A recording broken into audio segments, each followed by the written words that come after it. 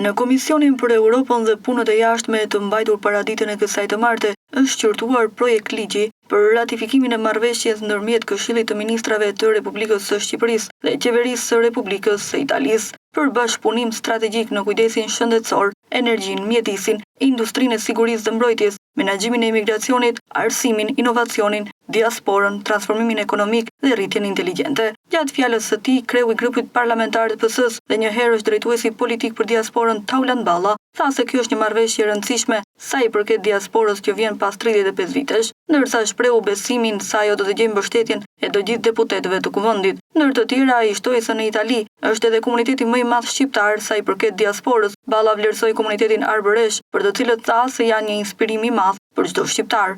Është një model I mirë, një kuadër kaq I gjerë I marrëveshje.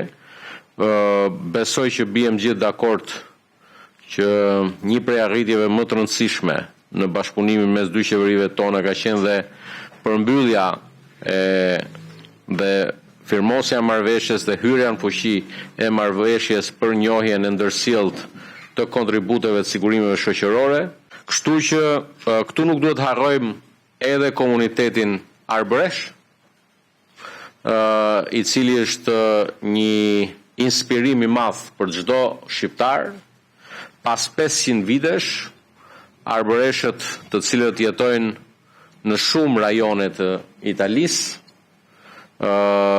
janë një model I shkëlqyer I ruajtjes dhe I promovimit të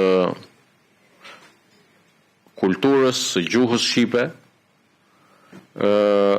Dhe dua të përshëndes vendimin e fundit të qeverisë Meloni, e cila mundsoi në një nga kanalet e transmetimit RAI edhe transmetimet në gjuhën shqipe arbëreshe. Në përfundim, projekt ligji u kalua nga votat e shumicës në komision, edhe pse në mbledhje mungonin deputetët e Partisë Demokratike.